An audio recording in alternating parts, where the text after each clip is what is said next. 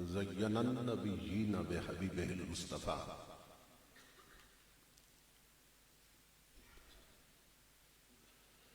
ومن علی المؤمنین بنبیہ المجتبیٰ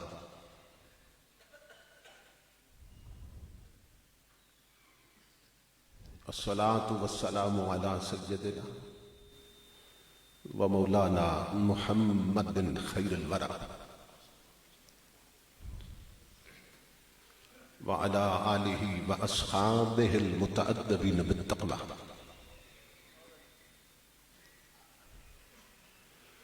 اما بعد فاعوذ باللہ السمیع العلیم من الشیطان اللعین الرجیم بسم اللہ الرحمن الرحیم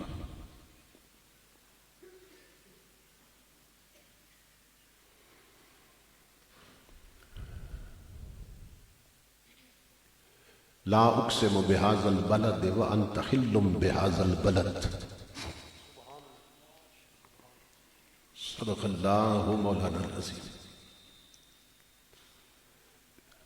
ان اللہ وملائکتہ یصلون علی النبی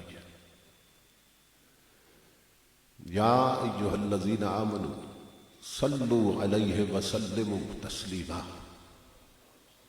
درود شریف پڑھیں۔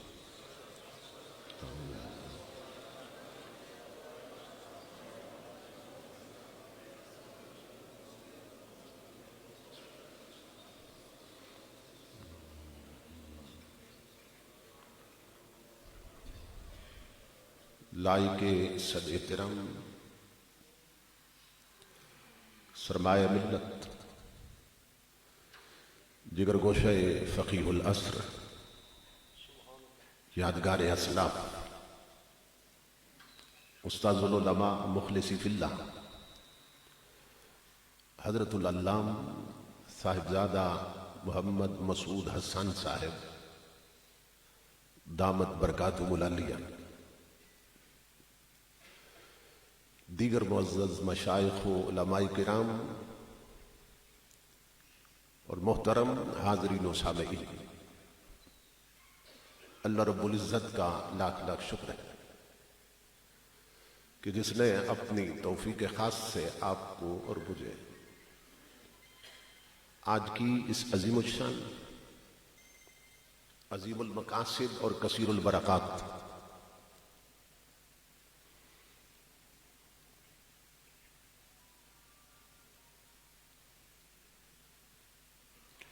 ذو جہتین کانفرنس میں حاضری کا شرف عطا کیا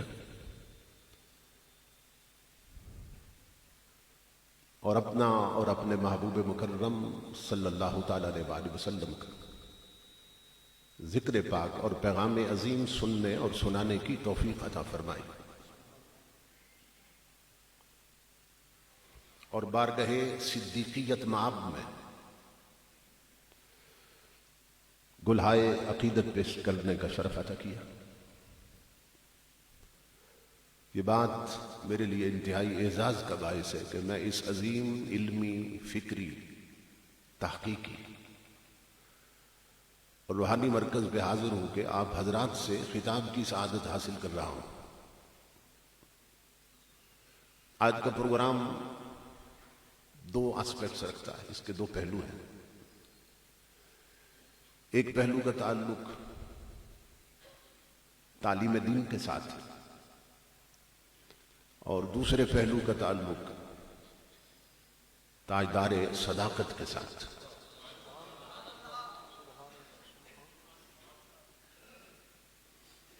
قومیں وہی زندہ رہتی ہیں جو اپنے بڑوں کو یاد رکھتی ہیں، اور جو قومیں اپنے اکابرین کو بھول جاتی ہیں وہ کبھی بڑی نہیں ہوتی ہیں۔ اور ہمارے بڑے اتنے بڑے ہیں کہ اقوام عالم کی تاریخ اس کی مثال پیش کرنے سے قاصر ہے۔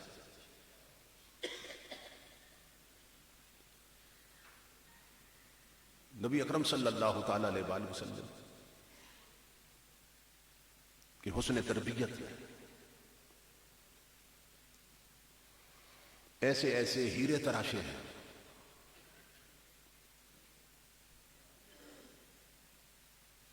کہ دیگر مذاہب کے مفکرین اور اذکیاء وہ ان کے نالین کی گرد کو بھی نہیں پا سکتے.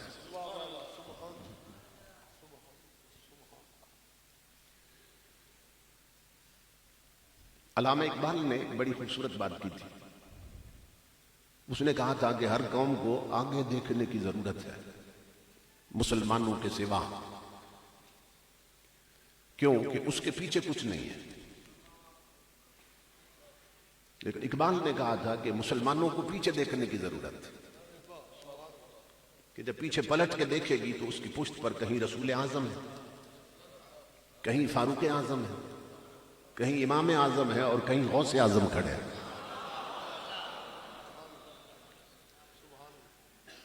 تو ہمیں یہ دیکھنا ہے کہ وہ کیا گردوں تھا تو جس کا ہے ایک ٹوٹا ہوا تارا.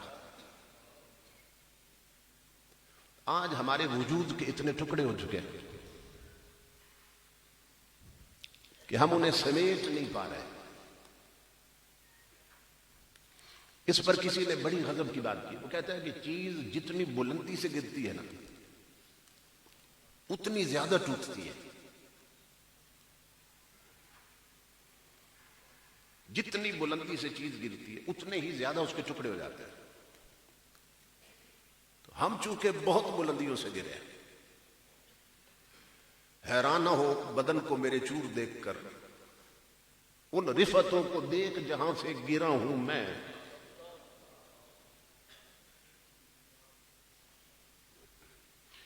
جن رفتوں سے ہم گرے ہیں نا، جن بلندیوں سے گرے ہیں، اس کے سبب سے اتنے ٹکڑے ہو چکے ہیں. تو ہمیں پیچھے دیکھنا ہے کہ ہماری پشت پہ کون کھڑے ہیں اور ہمارا تعلق کن ہستیوں کے ساتھ. جو تعلیم دی جا رہی ہے وہ بھی اسی معرفت کے لیے، اسی پہچان کے لیے دی جا رہی ہے کہ ہم اپنے بڑوں کو پہچانیں اور پھر ان کے راستے پہ چلیں. اور جس ہستی کی پیروی کا ہمیں حکم دیا اللہ رب العزت نے، دو لفظوں میں نا قرآن پاک کے دونوں امر کے صیغے ہیں، اس کی اتھارٹی کو بیان کیا اللہ رب العزت کہ حضور کے پیچھے چلنا تو کیسے چلنا ہے.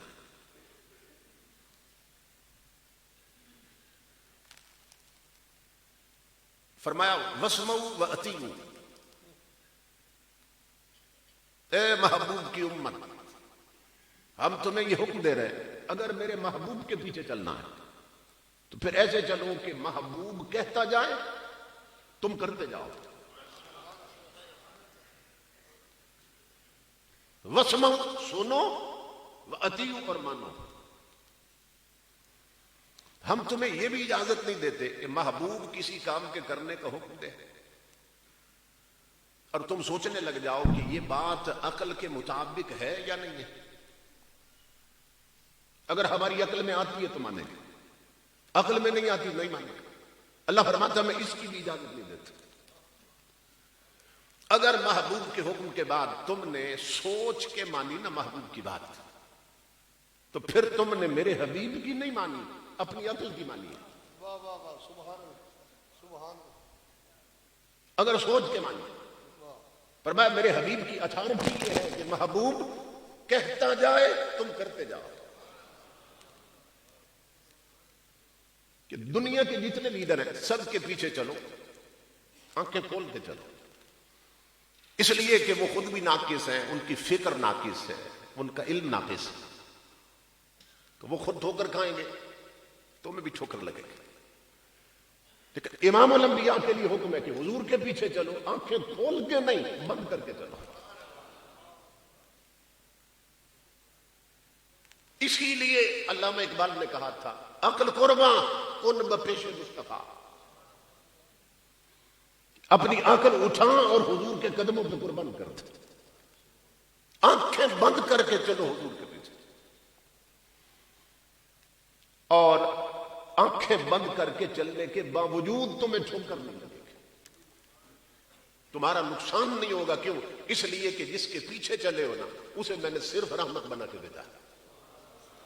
اور یہ ہو نہیں سکتا کہ رحمت کی پیروی سے نقصان ہو جائے. رحمت عالم کے پیچھے چلو اور ٹھوکر لگے، یہ ہو نہیں سکتا. تو فرمایا اس لیے حکم دیتے ہیں محبوب کہتا جائے تم کرتے جاؤ. امام الانبیاء کے غلام اصحاب رسول کے ایمان کو اللہ نے ہمارے لیے ماڈل کیوں بنایا؟ فَإِنْ آمَنُوا بِمِثْلِ مَا آمَنْتُمْ بِهِ فَقَدْ اهْتَدَوْا کہ اے محبوب کے صحابی، اللہ فرما رہا ہے اگر بعد میں آنے والے تمہارے جیسے مومن بن جائیں تو فرمایا میں خود انہیں ہدایت یافتہ ہونے کی گارنٹی دیتا ہوں. کس کے پیچھے چلے؟ محبوب کے صحابیوں کے پیچھے چلے. اگر ان جیسے مومن بن جا تو ہم تمہیں ہدایت کی گارنٹی دیتے ہیں.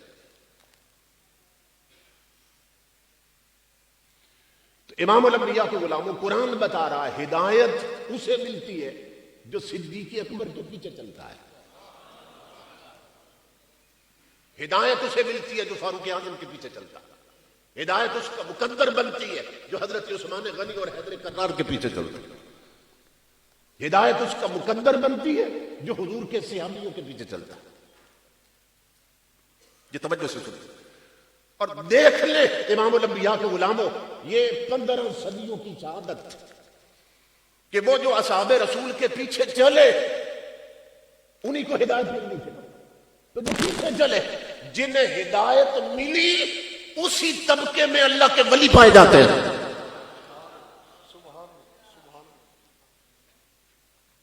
کیونکہ گمراہ تو ولی نہیں بنتے، ولی وہ بنے گا جو ہدایت یافتہ ہوگا. اور ہدایت تب ملے گی جب صدیق اکبر کے نقوش قدم پر چلے گا، ان کی پیروی کریں گے، ان کے پیچھے چلے گا، ایمان ان جیسا ہوگا، تب ہدایت ملے گی. تو جتنے اولیاء کرام ہیں، جتنے اولیاء کرام سب اہل سنت، توجہ طلب بات، سب اہل سنت ہے تمام اولیاء کرام. اور امام الانبیاء کے غلاموں ہمارا یہ بھی عقیدہ ہے کوئی ولی بن نہیں سکتا جب تک پشت پہ حضرت علی کی مہر نہ لگے. یہ بھی عقیدہ ہے اور یہ بھی حقیقت ہے. تمام ولی اہل سنت ہے، یہ بھی حقیقت ہے. تمام ولی اہل سنت اور کوئی ولی بن نہیں سکتا جب پشت پر جب تک حضرت علی کی مہر نہ لگے. اب نتیجہ کیا نکلا کہ حضرت علی کی مہر کے بغیر کوئی ولی نہیں بنتا اور سنی کے بغیر حضرت علی کسی پہ مہر نہیں لگاتے.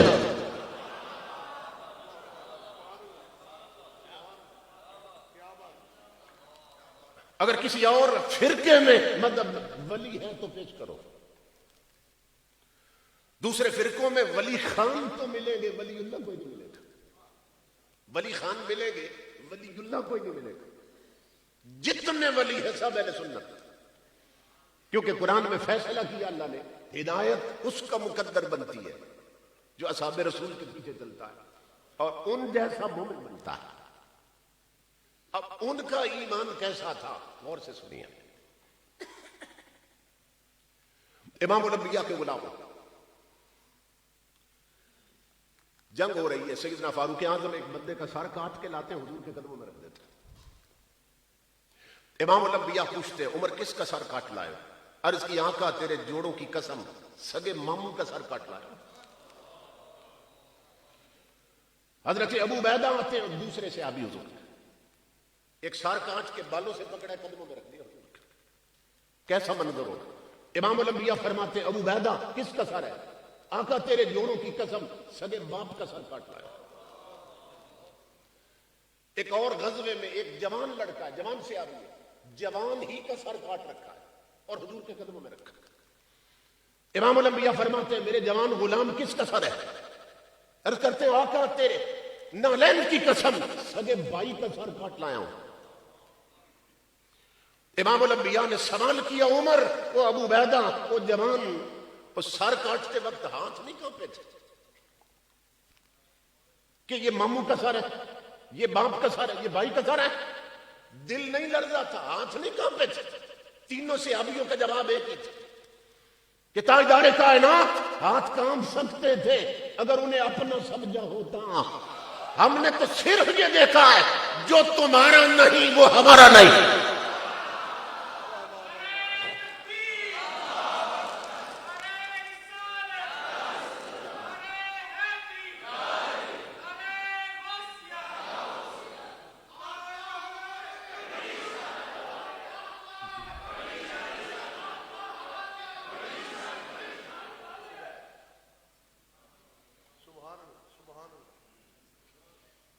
امام الانبیاء کے غلاموں غازی ممتاز پر اینکر انگلی اٹھاتے تھے کہ وہ تو اس کا سکیورٹی گارڈ تھا، اس نے کیوں مار دیا؟ اس کی حفاظت اس کے ذمے تھی، اس نے کیوں قتل کیا اسے؟ تو غازی نے یہ سبق فاروق اعظم سے سیکھا تھا کہ حفاظت تب تک کرتے رہے جب تک خاموش تھا، لیکن اب حضور کے خلاف بولا ہے، اب نہ وہ میرا افسر نہ میں اس کے ماتحت ہوں، اب امام الانبیاء کا یہ غلام فیصلہ کر رہا ہے جو تمہارا نہیں وہ ہمارا نہیں۔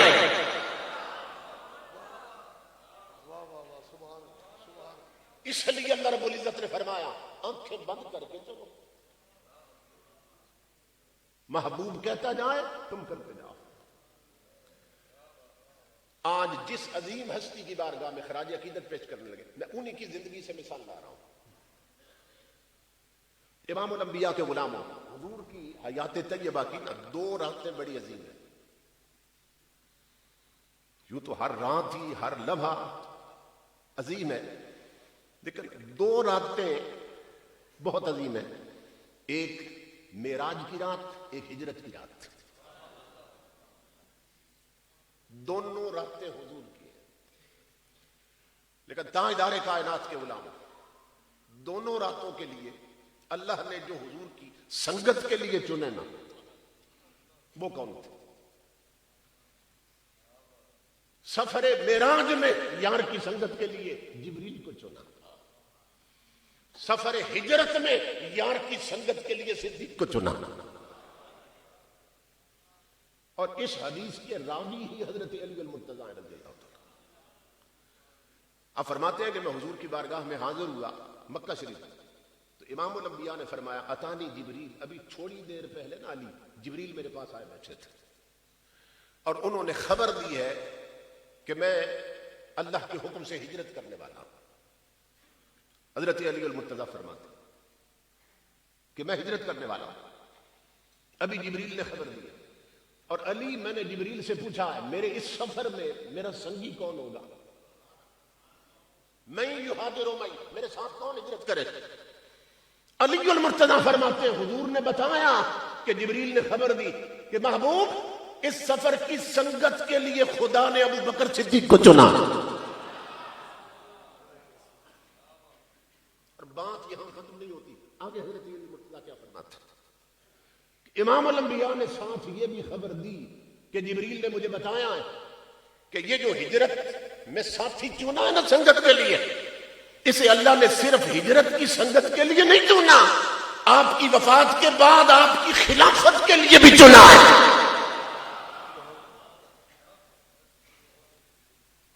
یہ ہاتھ ساتھی طور پر ساتھ نہیں ملے تھے، یہ چنے گئے تھے حضور کی سنگت کے لیے۔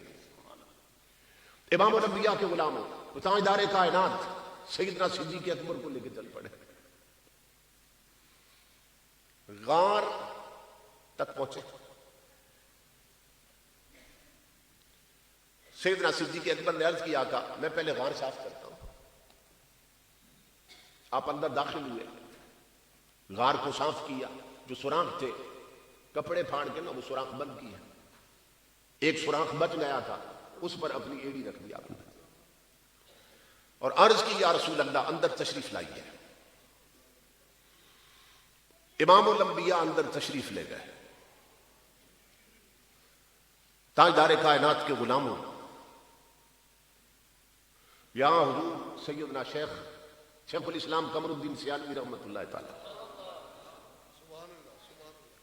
آپ فرمایا کرتے تھے کہ صدیق اکبر کی اس نوکری کو، غار والی نوکری، اللہ نے اتنا پسند کیا کہ رب نے فیصلہ فرما دیا، ابو بکر جس دل میں پہلے تو نہیں ہوگا اس میں مصطفیٰ نہیں جائے گا۔ واہ واہ واہ واہ واہ، سبحان اللہ، کیا بات، کیا بات، سبحان اللہ۔ جس میں تو نہیں ہوگا وہاں حضور نہیں جائے گا۔ تو صدیق اکبر نے ساری غار صاف کی اور حضور کو اندر دعوت دی۔ نبی اکرم صلی اللہ تعالی علیہ وآلہ وسلم نے دیکھا کہ انہوں نے کپڑے پھاڑ دیے۔ وہ کسی نے کہا ہر کٹ کو دیکھ کے ٹک تیندی متو مل پوے ہاں کئی میل دے وچ، او نہیں ملدا اوندا ذکر تا ہے، دل رج پوندا ہے کھیل دے وچ۔ اور صدیق اکبر کہہ رہے تھے تیرا نام پھکاں، تیرا نام جپاں، ہر وقت اویل سویل دے وچ ناشاد ان تن تے ترے لیرے او بھی دینا ہی اج ویل دے وچ۔ واہ واہ واہ، سبحان سبحان۔ تن کے کپڑے بھی حضور پہ قربان کرتے۔ امام الانبیاء نے سینے سے لگا لیا صدیق اکبر کو۔ جب یہ حال دیکھا نا تو سینے سے لگایا حضور تھا۔ تاجدار انبیاء نے فرمایا ابو بکر میں سونا چاہتا ہوں۔ عرض کیا کہ میری جھولی حاضر ہے۔ واقعہ آپ نے سن رکھا ہے، واقعہ نگاری مقصود نہیں، میں ایک دو نکتے عرض کرنے لگا۔ حضور علیہ الصلوۃ والسلام محو خواب ہو گئے۔ صدیق اکبر نے جہاں ایڑی رکھی تھی نا وہاں سے سانپ آ گیا۔ اس نے آن کے منہ لگایا، جو ہی اس نے منہ لگایا نا ایڑی کو، صدیق اکبر نے ایڑی اور دبا دی۔ یہاں طلباء بیٹھے ہیں، علماء نفسیات نے بہت بڑا نقطہ بیان کیا یہاں پہ کہ یہ انسان کی نیچر کی بات ہے، فطرت کی بات ہے۔ انسان کہیں چھپ کے بیٹھا ہو نا اور اس کے جسم کے ساتھ کوئی چیز ٹچ کرے، اچانک کوئی چیز لگے تو فطرتاً انسان پیچھے ہٹتا ہے، آگے نہیں جاتا ہے۔ جہاں چھپ کے بیٹھا ہو کوئی چیز لگی اور انسان پیچھے ہٹتا ہے، آگے نہیں ہوتا ہے۔ لیکن یہاں کیا ہوا، غار میں سانپ نے منہ لگایا، ایڑی اور دبا دی۔ تو علماء نفسیات لکھتے ہیں صدیق اکبر پر تاجدار کائنات کے عشق کا ایسا رنگ تھا کہ عشق نبی نے صدیق کی فطرت ہی بدل دی تھی۔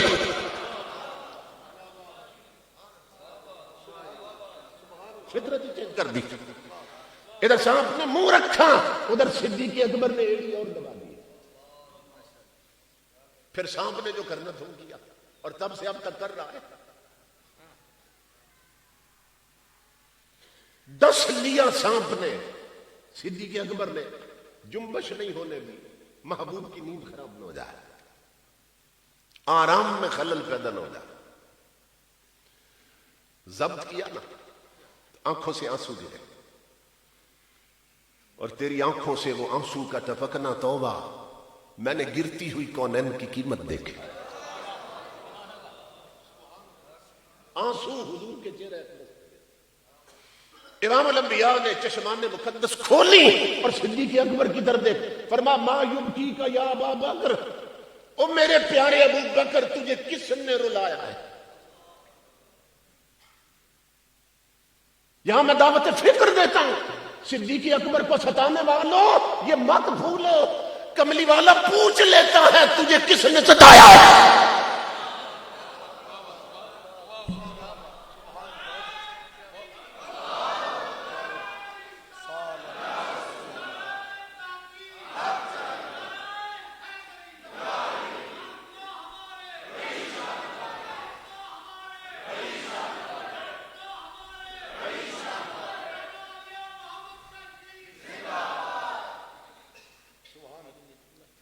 مت بھولو صدیق اکبر کو نہ ستاؤ، اس لیے کہ حضور پوچھ لیتے ہیں او میرے صدیق تجھے کس نے ستایا ہے؟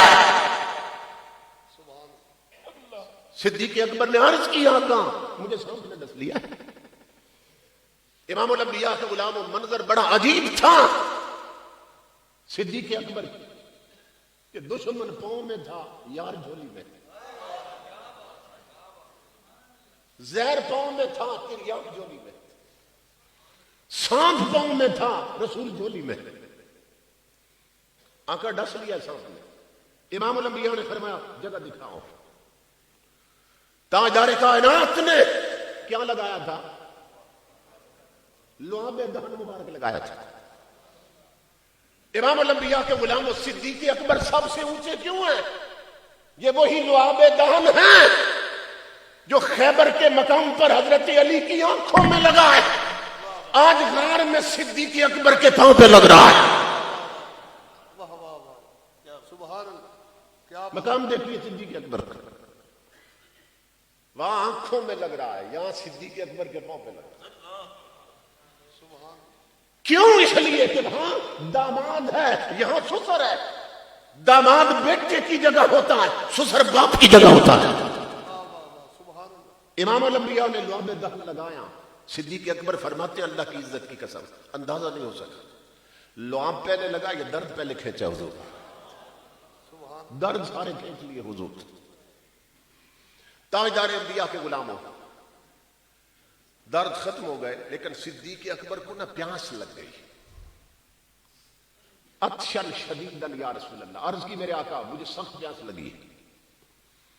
امام الانبیاء نے فرمایا اذهب الى صدر الغار، فرمایا غار کے درمیان جاؤ اور جاؤ پانی پیو. یہ وہ مقام ہے جو مقصودی مقام ہے. فرمایا غار کے درمیان جاؤ، سینے پہ جاؤ، صدیق پانی پی لو. امام الانبیاء کے غلاموں وہ یہ نہیں سوچ رہے اور یہ خیال ہی نہیں فرما رہے کہ پوری غار تو میں نے ہاتھوں سے آقا صاف کی ہے، وہاں تو پانی نہیں ہے. پوری غار ہاتھوں سے صاف کی تھی. صدیق اکبر عرض کر سکتے تھے آقا اگر پانی ہوتا تو مجھے معلوم ہوتا آقا پانی نہیں ہے، لیکن صدیق اکبر آنکھیں بند کر کے چل پڑے کیونکہ وہ جانتے تھے اللہ کا حکم ہے واسمعوا واطیعوا، یار کہتا جائے تم کرتے جاؤ. صدیق اکبر پیغام دے رہے ہیں کہ تاجدار کائنات کے حکم کے بعد سوچنا بھی ایمان کی توہین ہے. بتا رہے ہیں مجھے معلوم ہے پانی نہیں تھا غار میں، خود ہاتھوں سے صاف کی ہے، لیکن اب حضور فرماتے ہیں جاؤ اور پانی پی لو. اب صدیق اکبر کا عقیدہ ہے کہ خدا تقدیر بدل دیتا ہے، یار کی تدبیر نہیں بدلتا ہے. اس لیے صدیق اکبر آنکھیں بند کر کے چل پڑے اور جب وہاں گئے تو ٹھنڈے اور میٹھے پانی کا چشمہ بل رہا تھا. صدیق اکبر نے پانی پیا اور جب واپس تشریف لائے نا، حاضر ہوئے حضور کی بارگاہ میں، تو حضور نے فرمایا ابو بکر پانی پی لیا؟ جی یا رسول اللہ پی لیا. اب بات تو ختم ہو جانی چاہیے تھی، لیکن حضور نے فرمایا ابو بکر بتاؤ پانی کیسا تھا. یہ پوچھنا ضروری تھا. یہ کیوں پوچھا حضور نے؟ نہ پوچھتے ہمیں کیسے خبر ہوتی. فرمایا ابو بکر پانی کیسا تھا؟ عرض کی آقا میں نے زندگی میں ایسا پانی نہیں پیا. فرمایا بتاؤ کیسا تھا؟ عرض کی احلا من العسل، شہد سے زیادہ میٹھا تھا. ابیض من اللبن، دودھ سے زیادہ سفید. ازکا رایۃ من المسک، مشک و عنبر سے زیادہ خوشبو دے رہا تھا. یا رسول اللہ میں نے تو ایسا پانی کبھی نہیں پیا. امام الانبیاء مسکرائے، فرمایا ابو بکر جانتے ہو پانی کہاں سے آیا تھا؟ اب صدیق اکبر کا جواب سننا. صدیق اکبر عرض کر رہے ہیں آقا واللہ ورسولہ عالم. کیا مطلب آقا؟ میں نے ساری غار ہاتھوں سے صاف کی تھی، وہاں تو پانی نہیں تھا. اب پانی آیا ہے غیب سے، اب پانی آیا غیب سے. اب غیب یا خدا جانے یا مصطفیٰ جانے. صرف اتنا نہیں کہا واللہ عالم، واللہ ورسولہ عالم. آقا میں تو اتنا جانتا ہوں ایسا پانی میں نے زندگی میں کبھی نہیں پیا. شہد سے میٹھا تھا اور دودھ سے سفید تھا، مشک عنبر سے زیادہ خوشبودار. امام الانبیاء مسکرائے، فرمایا ابو بکر اب بتاؤں پانی کہاں سے آیا تھا؟ آقا فرمائیے. امام الانبیاء نے فرمایا تو جانتا ہے غار میں پانی نہیں تھا، تو نے خود جو صاف کی، لیکن جب میرے کہنے پہ چل پڑا تھا تو پھر اللہ نے کیا کیا؟ اللہ نے کیا کیا؟ ان اللہ تعالی امر الملک الموکل بانہار الجنت. ادھر تو چل پڑا، اللہ رب العزت نے جنت کے فرشتوں کو حکم دیا، یار کے کہنے پہ یار چل پڑا ہے، وہ آنکھیں بند کر کے چل پڑا ہے، وہ بولا نہیں ہے۔ تو فرشتوں ایسا کرو، ابو بکر ابھی غار کے اس حصے میں نہ پہنچے، تم کوثر کی ایک نہر غار تک پہلے لے جاؤ تاکہ صدیق اکبر پانی پی لے۔ اے ابو بکر، او میرے پیارے، یہ پانی تو جنت سے آیا تھا۔ حضور سیدنا صدیق اکبر وجد میں آ گئے،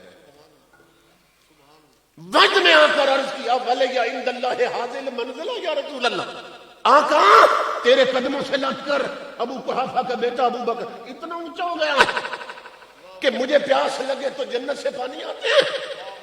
امام الانبیاء مسکرائے، فرمایا ابو بکر، اور تیری عظمت کے سامنے جنت کا پانی آنا یہ معمولی کیس ہے، تیری عظمت کے سامنے تو معمولی بات۔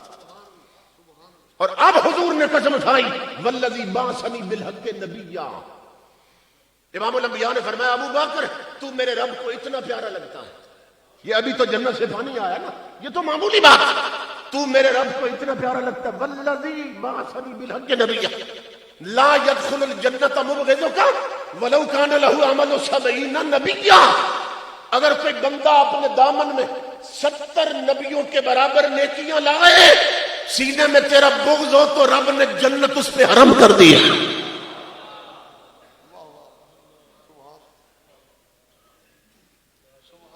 10 دن کے عمل کیا کر لیں گے ایمان کے بغیر، وہاں تو 70 نبیوں کے برابر بھی نیکیاں ہوں۔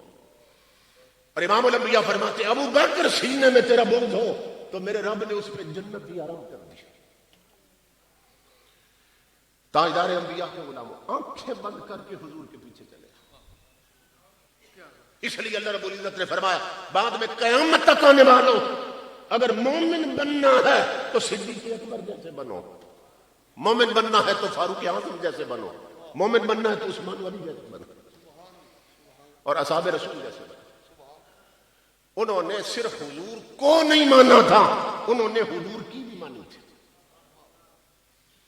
آج ہم زوال کا شکار کیوں ہیں؟ حضور کو مانتے، حضور کی نہیں مانتے۔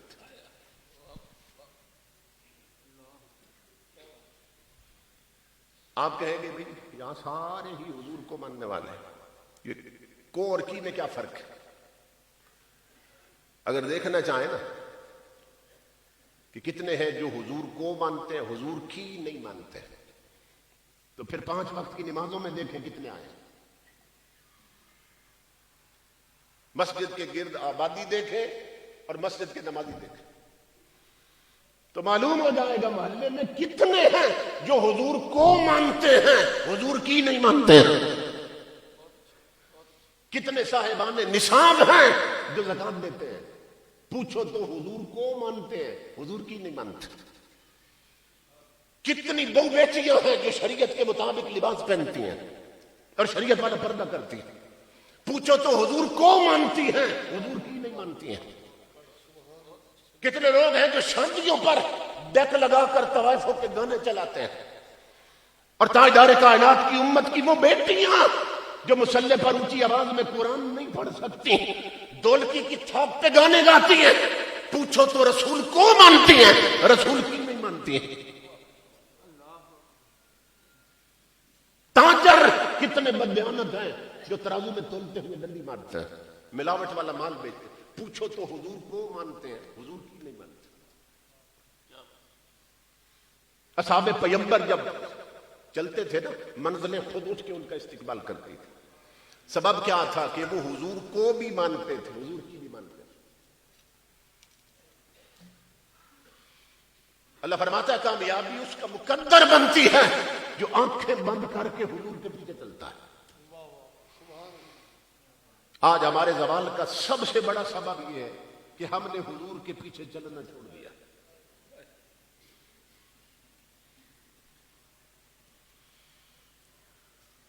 حضرت سیدنا سلمان فارسی ایک علاقے کے گورنر بنائے گئے رضی اللہ تعالیٰ، وہاں دعوت کی گئی، نیا گورنر آیا، علاقے کے امیر ترین لوگ اکٹھے ہوئے، دسترخوان پہ جب پہلا لقمہ توڑا نا انہوں نے، منہ کے قریب کیا تو لقمہ گر گیا حضرت سلمان کے ہاتھوں سے۔ آپ نے بسم اللہ پھر پڑھ کے نہ اسی لقمے کو اٹھایا، اور جب منہ کے قریب کیا تو ساتھ جو اسی علاقے کا بندہ بیٹھا اس نے بازو پکڑ لی. اس نے کہا حضرت یہاں یہ آکڑ لگتا ہے، معیوب لگتا ہے علاقے کے امیر لوگ، اس علاقے میں اگر کوئی لقمہ گر جائے نا پھر اور اچھال اور توڑتے، اسے نہیں اٹھاتے، یہ معیوب لگتا ہے. آپ آئے ہیں نئے گورنر تو یہ اچھا نہیں ہوگا آپ نیا لقمہ توڑے، جلال میں آ جائے. اور کیا فرمایا؟ فرمایا اترک سنت حبیبی لہؤلاء الحمقاء، فرمایا کیا ان احمقوں کے لیے میں یار کی ادا چھوڑ دوں؟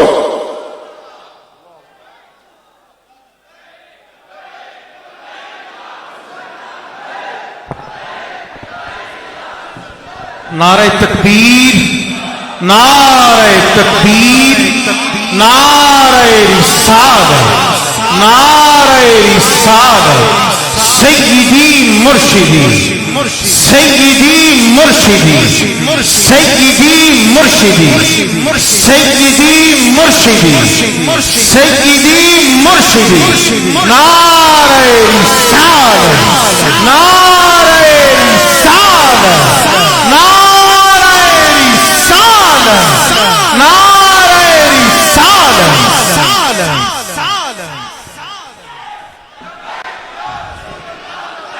احباب سے گزارش ہے کہ احباب نظم و نسق کا خیال کریں اور بیٹھ جائیں. احباب سے گزارش ہے کہ علامہ صاحب کا بیان خاموشی کے ساتھ سماعت کریں اور باادب ہو کر بیٹھ جائیں. جہاں پر جگہ ملتی ہے احباب سے گزارش ہے کہ بیٹھ جائیں.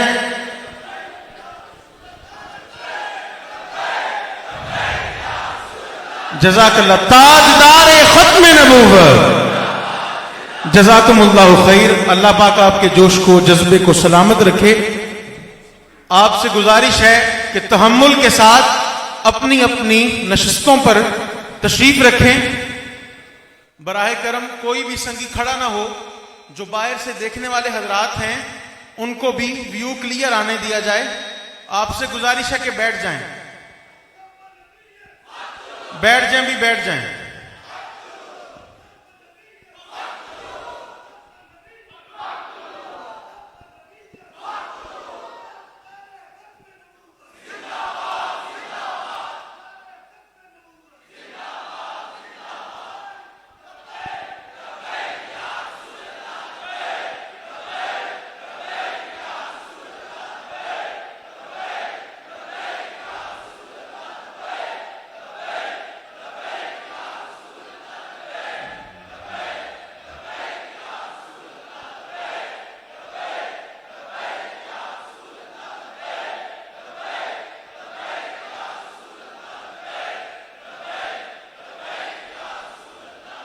جزاکم اللہ خیر. جزاکم اللہ.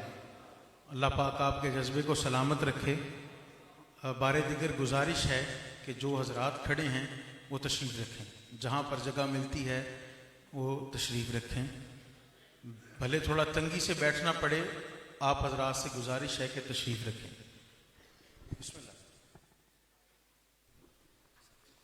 ہماری خوش بختی ہے نازش قائدین اہل سنت مفتی اعظم پاکستان استاذ العلماء یادگار اسلاف حضرت علامہ مفتی منیب الرحمن صاحب دامت برکاتہم العالیہ مجلس میں جلوہ گر ہو چکے ہیں.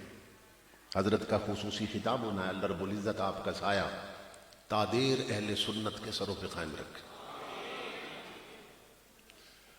تو میں یہ عرض کر رہا تھا کہ اللہ رب العزت فرماتا ہے کہ محبوب حکم دے تو سنتے جاؤ اور مانتے جاؤ. اب حضور کو مانتے، حضور کی نہیں مانتے.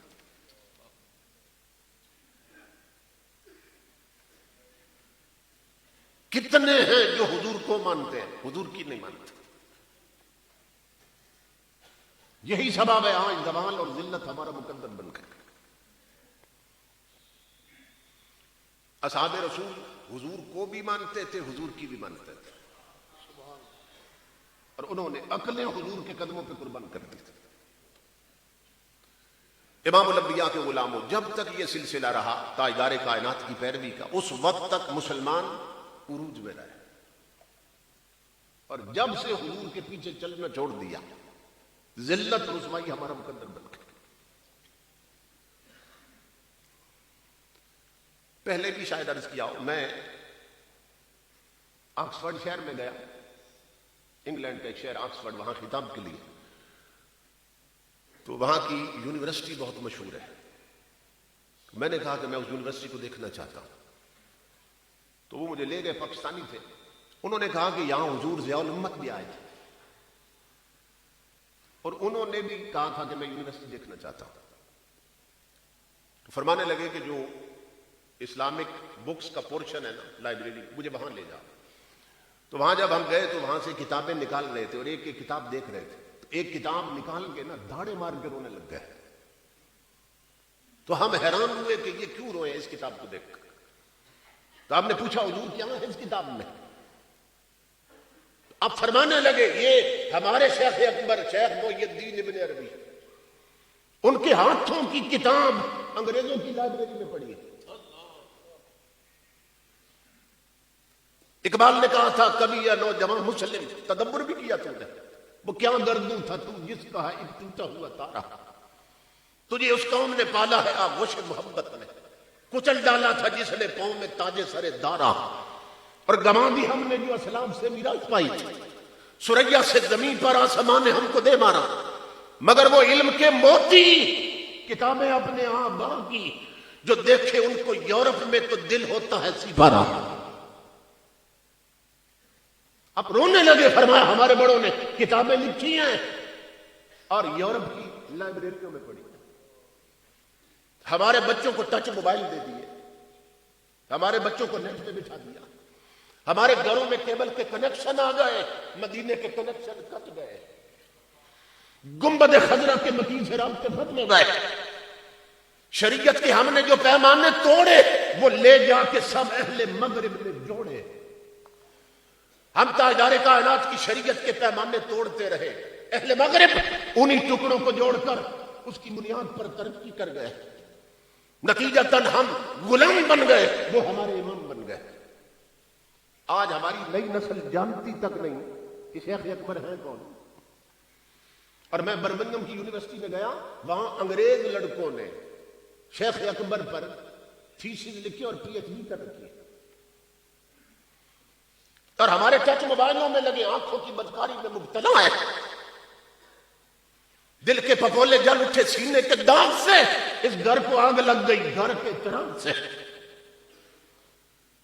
امام الانبیاء نے اعلان کیا تھا، آج ہوٹلوں پہ بات ہوتی ہے، گھروں میں بات ہوتی ہے کہ جی اگر آرمی ہونا پاکستان کی اور اسلحہ ہو امریکہ کا تو کہتے ہیں ہم ساری دنیا فتح کر سکتے ہیں. آج یہ ہر جگہ بات ہوتی ہے. تو مدینے سے آواز آ رہی ہے، میں تمہیں بتاتا ہوں فتح کیسے ہوگی دنیا. واہ واہ واہ سبحان. یوں فتح نہیں ہوگی. امام الانبیاء فرماتے ہیں سنو، افتتحت القرى بالسیف وافتتحت المدینہ بالقرآن. فرمایا دنیا کے ملک فتح کیے حکمرانوں نے تلوار کے زور پر، تمہارے نبی نے مدینہ فتح کیا تھا قرآن کے زور پر. فرمایا تمہاری سب سے بڑی قوت قرآن ہے، قرآن ہے. یہ شعر و شاعری میں نا سواد ہوتا ہے، سواد ہوتا ہے. قوم کانوں کے چسکے میں لگ گئی، کانوں کی عیاٹ ہو گئی قوم. ساری رات اسے کوئی سیف الملوک سنائے، جھومتی ہے، مزے لیتی ہے. اور کسی شیخ الحدیث کو بٹھا دو، وہ قرآن پاک کی تفسیر شروع کر دے، وہ حدیث متن کے ساتھ پڑھے، مجمع بور ہو کے اٹھ کے گھر چلا جائے گا. کہیں گے اسے تو تقریر کرنی کو نہیں آتی. کیوں؟ اس لیے اس نے کانوں کا سواد نہیں دیا، اس نے کانوں کا چسکا پورا نہیں کیا. امام الانبیاء کے غلاموں، میں مثال دیتا ہوں. صرف چٹنی میں مزہ زیادہ ہوتا ہے یا خشک روٹی اگر کھائی جائے تو مزہ زیادہ ہوتا ہے؟ چٹنی اس کو چاٹنے میں زیادہ چسکا ہے یا خشک روٹی، بالکل خشک روٹی اس کو کھائیں تو زیادہ مزہ آتا ہے چٹنی کو چاٹنے. اب کوئی بندہ کہے بھائی سواد چٹنی میں زیادہ ہے تو میں تو صرف چٹنی چاٹوں گا، تو 4 دن چٹنی چاٹے گا، 5ویں دن چٹنی اسے چاٹنے لگ جائے، پیٹ ایسا خراب ہوگا کہ قبر تک جا پہنچا. کیوں؟ اس لیے کہ چسکا چٹنی دیتی ہے مگر جسم کو قوت روٹی دیتی ہے.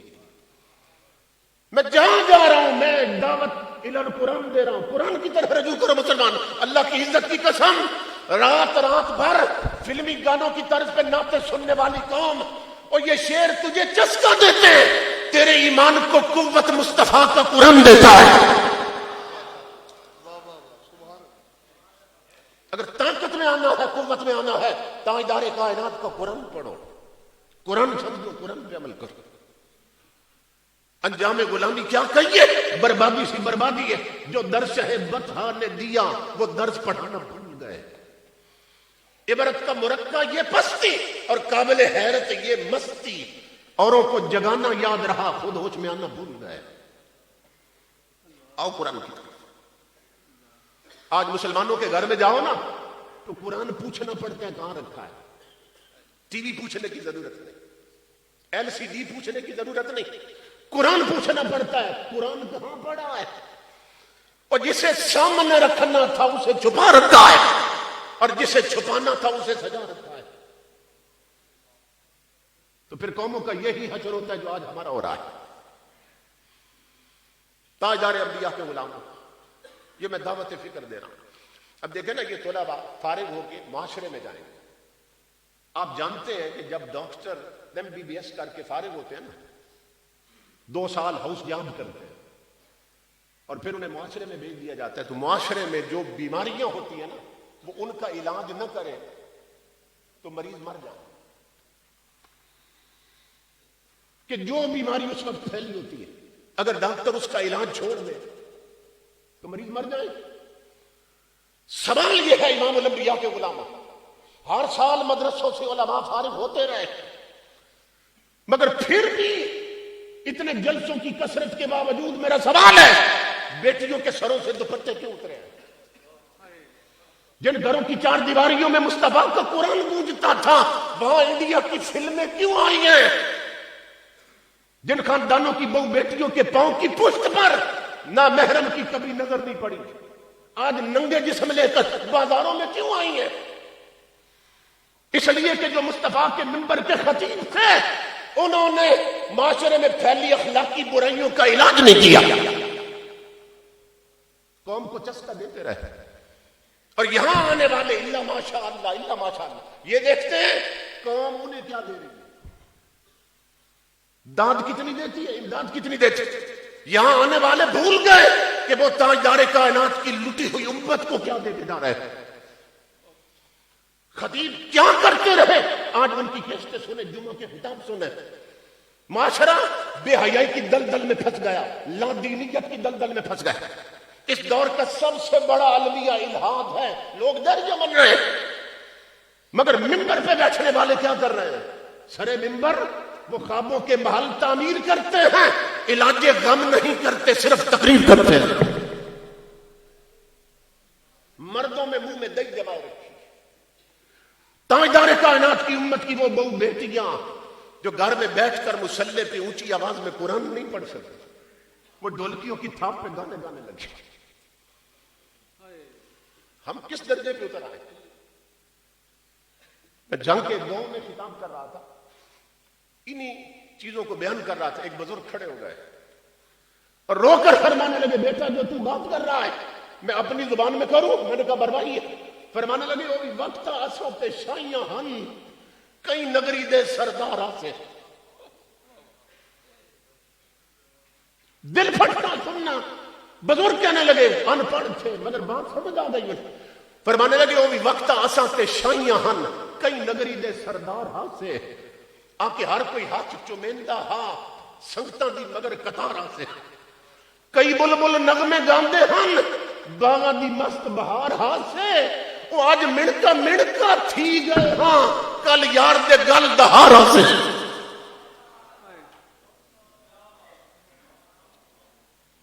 کس راستے پہ چل رہے ہیں؟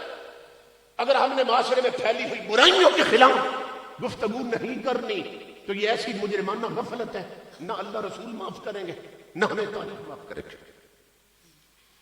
تو امام الانبیاء کے غلاموں میں عرض کر رہا ہوں، ہمارے نئی نسل نہیں جانتی شیخ اکبر کون ہے، کہ جن پر یورپ کے نوجوان PhD کر چکے ہیں، ان پر تھیسز لکھ جا چکے.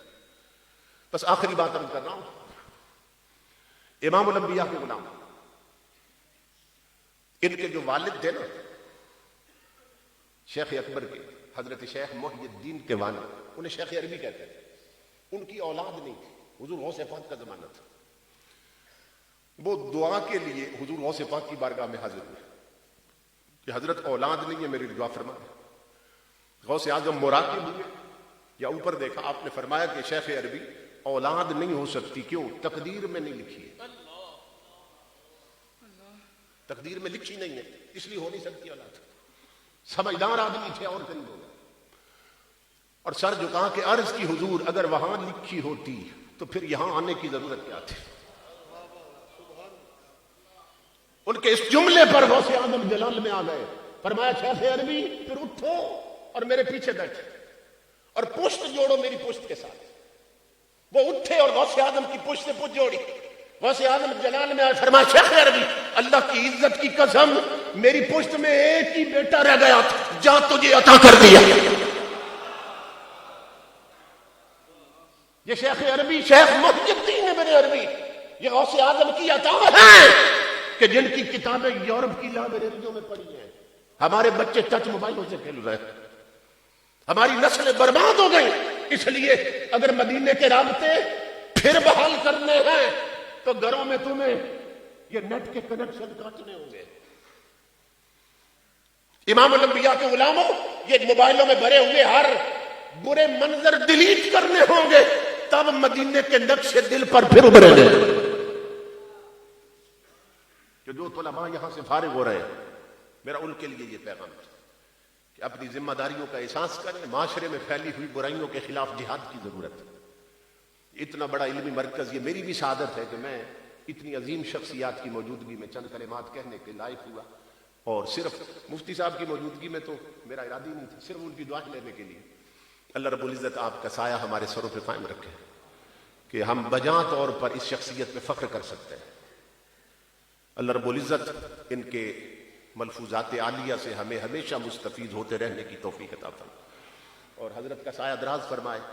آج خیال تھا کہ امام المناظرین کی بھی زیارت ہوگی دامت برکاتہم العالیہ، علالت تباہ کی وجہ سے نہیں تشریف لا سکے، تو میں دعا کرتا ہوں اللہ رب العزت ان کا سایہ کا دیر ہمارے سروں پہ قائم رکھے اور اس گھرانے کے علمی، فکری اور روحانی فیضان سے ہمیں ہمیشہ مستفیض ہونے کی توفیق عطا فرمائے۔ میں حضرت علامہ محمد رسول اللہ سیالوی صاحب کا بھی شکر گزار ہوں، ہمیشہ کی طرح آج بھی بڑی شفقت فرمائی اور بہت ٹائم دیا۔ وما علینا الا البلاغ۔ ماشاءاللہ بہت ہی خوبصورت انداز میں اپنا درد دل پیش کر رہے تھے حضرت علامہ مولانا